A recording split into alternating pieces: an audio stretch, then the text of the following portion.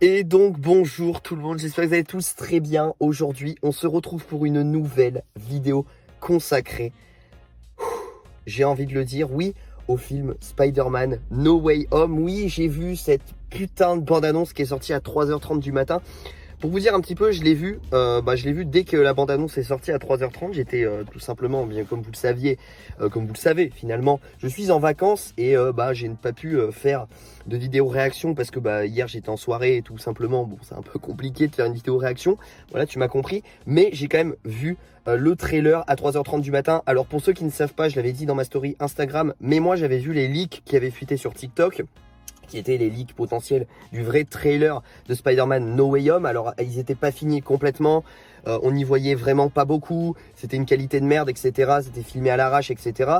Mais on avait quand même pas mal d'images qui nous dévoilaient, notamment un gros cliffhanger dans ce trailer là, qu'on va revenir un petit peu, le cliffhanger de fin. Je pense que tout le monde voilà, l'a emmagasiné, hein, cette fameuse image, hein, du doc, on va dire. Mais en tout cas, un trailer de taré. Je l'ai vu hier un petit peu à l'arrache comme ça. J'ai vu, oh tiens, ce trailer, j'ai regardé le truc et j'ai été choqué, vraiment choqué du truc.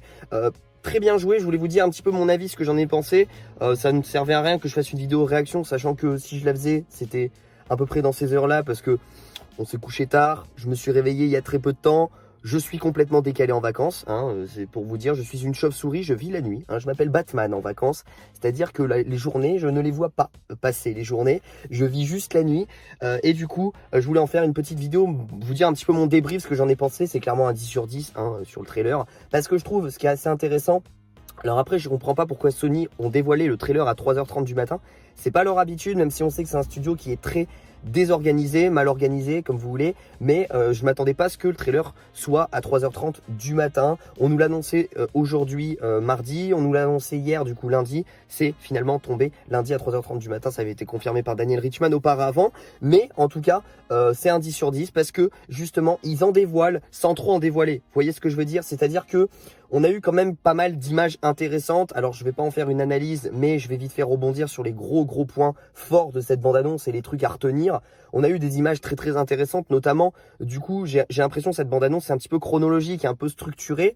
C'était pas mal du tout. Elle dure 3 minutes, elle est assez constructive. Franchement, ils sont pas foutus de notre gueule. On a au tout départ un Peter qui justement, son identité est révélée au grand jour, suite un petit peu à Mysterio, hein, à la fin de Spider-Man Far From Home, on s'en rappelle. Et là, on voit qu'il y a des affiches de partout, que tout le monde le reconnaît, que c'est vraiment très oppressant, et que il a juste du coup MJ et sa tante May pour le soutenir, ainsi qu'Happy et Ned, mais il n'a personne d'autre. On voit un moment qu'il va dans un cabinet pour prendre certainement un avocat. Finalement, on voit quelques bras, on voit quelques visages. On ne voit pas encore le Matthew Murdock, mais on pourrait se douter que ça serait là que Matt Murdock ferait sa première apparition, du coup vraiment dans le réel MCU, et qu'on le reverrait après son personnage après la série Daredevil, hein, qu'on avait pu voir avec ses 3 saisons. Mais en tout cas, voilà, pas de Matthew Murdock, mais on s'en doute un peu. Et du coup, la bande-annonce après, elle se suit chronologiquement, c'est-à-dire que ça s'enchaîne rapidement. On a une petite scène entre Zendaya finalement, j'ai envie de dire, et Tom Holland, où elles sont sur le toit, etc. Voilà, on sent que c'est l'amour fou entre les deux personnages.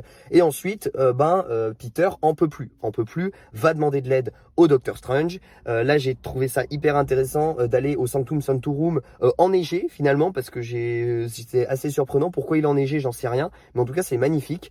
Tout le Sanctum Sanctorum à l'intérieur est enneigé, et du coup Peter demande de l'aide à Doctor Strange. Alors l'aide se fait très rapidement, c'est-à-dire que je pensais que Doctor Strange allait dire non, Peter, qu'est-ce que tu racontes, c'est, enfin genre l'univers en dépend, c'est pas juste pour ton caprice que je vais t'aider. Voilà, parce que c'est vrai que juste le Peter, ce qu'il veut, c'est que plus personne se souvienne que c'est lui, Spider-Man. Mais là, ce que j'ai trouvé ça hyper bizarre, c'est que on a du coup Wong qui apparaît vite fait, Wong qui se barre dans un portail, et Wong qui dit bien à Stephen Strange, non, hein, tu ne fais pas ça, bien évidemment, tu ne joues pas avec les sorts comme ça, etc. Stephen Strange qui fait, ouais, t'inquiète Wong, mais au final, il va aider Peter, et je trouve ça assez surprenant que Stephen Strange, il cède très rapidement au souhait de Peter.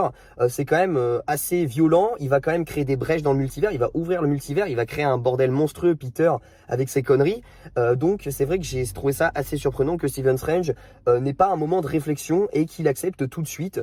Voilà, donc on a ensuite tout le processus du sort qui est en train de se jeter, etc. Par contre, ce qui est très intéressant, c'est que justement, tout le monde va oublier qu'il est Spider-Man, mais c'est-à-dire tout le monde, c'est-à-dire aussi sa petite amie, hein, MJ, c'est-à-dire aussi Ned, son meilleur ami, Tante May.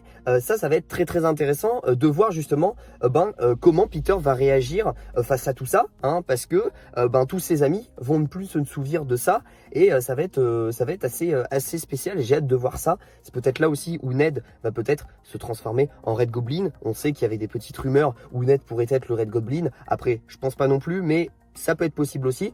Et ensuite, on enchaîne avec le multivers qui s'ouvre et là, des petites images d'électricité jaune avec du sable mélangé, tu vois ce que je veux dire? Electro et l'homme sable dans la même image. Alors on n'a pas du tout leur look, on ne les voit pas du tout, mais juste sur une image, tu sais très bien qu'il y a Electro. On sait que Electro aura un look, Jamie Foxx, il aura un look totalement jaunâtre, un petit peu comme dans les comics. Son costume sera plus rapproché des comics, il sera plus bleu, hein, cet aspect bleu qu'on avait dans The Amazing Spider-Man 2, ça sera différent dans Spider-Man No Way Home. On a l'homme sable qui revient aussi, hein, de Spider-Man 3 de Sam Raimi. En tout cas, après la fin du trailer, c'est là où tout se joue. William Dafoe. Juste cette image. Je pense que c'est l'image qui m'a donné le plus de frissons dans la bande-annonce. Cette image-là, de la bombe finalement, du Green Goblin, du bouffon vert, de ce bon vieux William Dafoe qui est de retour. On le savait, ça a été confirmé. Mais là, en fait, on le voit pas. C'est ça qui est ultra intéressant et je trouve que c'est super bien joué, c'est qu'on le voit pas, mais on entend juste le ha ha ha ha. Voilà, vous m'avez compris, de son Spider-Man 1 dans Sam Raimi. C'est clairement le même rire un petit peu narcissique et j'ai trouvé ça, oh là là, les frissons, ça m'a donné la chair du poule juste de voir la petite bombe. On sait que justement William Dafoe, enfin en tout cas le bouffon vert, sera le grand méchant finalement de ces Sinister Six.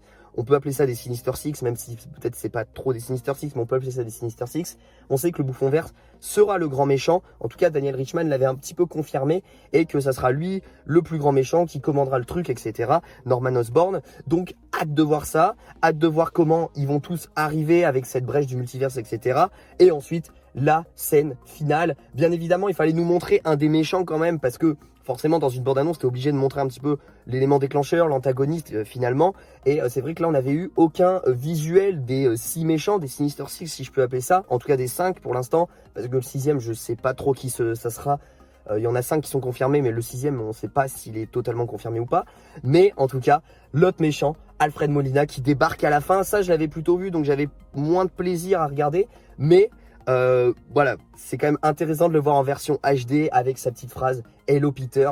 Et là tu te dis gros mindfuck total, c'est-à-dire que le Dr Octopus de notre réalité connaît Spider-Man. Donc ça veut dire que les 3 Spider-Man sont confirmés parce que on ne peut pas connaître le Spider-Man de Tom Holland, c'est impossible. Donc forcément, ce Dr Octopus-là vient d'une réalité où il y a un autre Spider-Man, certainement le Spider-Man de Tobey Maguire, je pense en tout cas.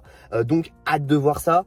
Peut-être que justement, cette scène-là, à la fin, où on voit du coup le Doc et qui dit Hello Peter, peut-être que cette scène-là, c'est face aux 3 Spider-Man, pourquoi pas? Ça pourrait être une alliance entre les 3 Spider-Man, ou peut-être juste face au Spider-Man de Tobey Maguire. En tout cas, Daniel Richman l'avait dit aussi qu'il y aurait des petites confrontations entre chaque méchant et chaque Spider-Man entre guillemets, c'est-à-dire que le Spider-Man de Andrew Garfield, il aurait une petite confrontation solo avec Electro de Jamie Foxx parce que dans son film il y avait Electro dans son univers. Le Spider-Man de Tobey Maguire aurait une petite confrontation avec aussi Alfred Molina, Dr Octopus. Le Spider-Man de Tom Holland peut-être avec le vautour aussi, on sait qu'il était dans son univers, etc. Bref, il y aura des petites mini confrontations et à la fin logiquement il y aura un gros fight entre les 6 méchants et les 3 Spider-Man. J'ai trop hâte. Et ce qui est grave intéressant, c'est que justement on nous montre rien finalement des 3 Spider-Man.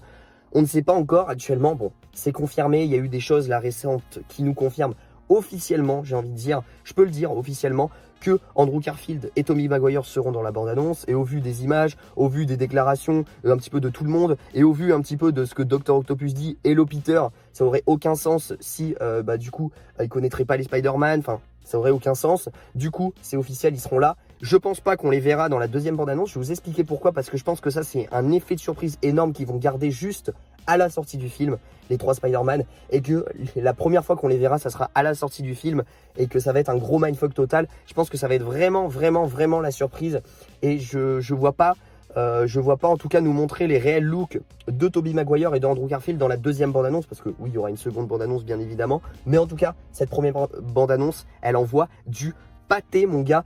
3 minutes de bande-annonce, ça fait plaisir. J'ai pris mon pied, j'ai kiffé. Ça va être le film de l'année, bien évidemment. Ça va être un film pour moi, je l'annonce, qui va battre Avengers Endgame au box-office. Comment tu veux pas qu'il batte Avengers Endgame au vu de tout ce qu'on nous met, tout le fan-service qu'on nous met? On nous met tous les méchants de retour. On nous met un Tobey Maguire, on nous met un Andrew Garfield, on nous met Mass Spider-Man, on nous met un multivers, on nous met un Doctor Strange. Bref, on nous met plein de choses dans la gueule. Comment tu veux que ça batte pas Avengers Endgame au box-office? Je pense que ça va être le film qui va cartonner au box-office, le plus gros film du MCU depuis le début. Depuis le début. Donc voilà, n'hésitez pas à me dire dans les commentaires ce que vous en pensez. Voilà, j'ai fait un rapide débrief, en tout cas, de ce trailer-là, de ce que j'en ai pensé. C'est ultra validé. C'est vrai que je faisais moins de vidéos Marvel, j'en ferai moins bien évidemment, mais ce film-là, bien évidemment, je vais en parler. Je vais proposer des petites théories aussi parce que j'ai pas mal de choses. Il y a des images qui m'ont qui m'ont remis en question finalement, et j'ai énormément de théories sur ce film-là. Je pense que tout le monde a kiffé, honnêtement. Dites-moi si vous êtes déçus de ce trailer. Je pense pas que quelqu'un soit déçu finalement, parce qu'on a eu ce qu'on voulait. On peut pas trop en avoir non plus. Peut-être que des gens sont déçus parce qu'ils se disent ah, on n'a pas les 3 Spider-Man, mais en même temps ils peuvent pas tout balancer dès la première bande-annonce, qui est entièrement logique. Donc ça c'est justifié, et il faudra un petit peu patienter pour voir les 3 Spider-Man. Ne vous inquiétez pas, on a déjà quand même les méchants qui nous ont teasé là. Par des images, Alfred Molina à la fin, William Dafoe avec juste la bombe et juste le VFX, enfin le SFX en fond là de sa voix. Son petit rire là, moi ça m'a donné la chair de poule. Bref, petite coupure de vidéo. Je vous dis du coup à très vite pour une prochaine vidéo. Bien évidemment, n'oubliez pas le petit pouce bleu, l'abonnement, le commentaire. Ça fait extrêmement plaisir. Pour vous dire pourquoi la vidéo a coupé rapidos, parce que mon portable a surchauffé dans la voiture. Ça m'a mis portable en surchauffe. Veuillez le déchauffer.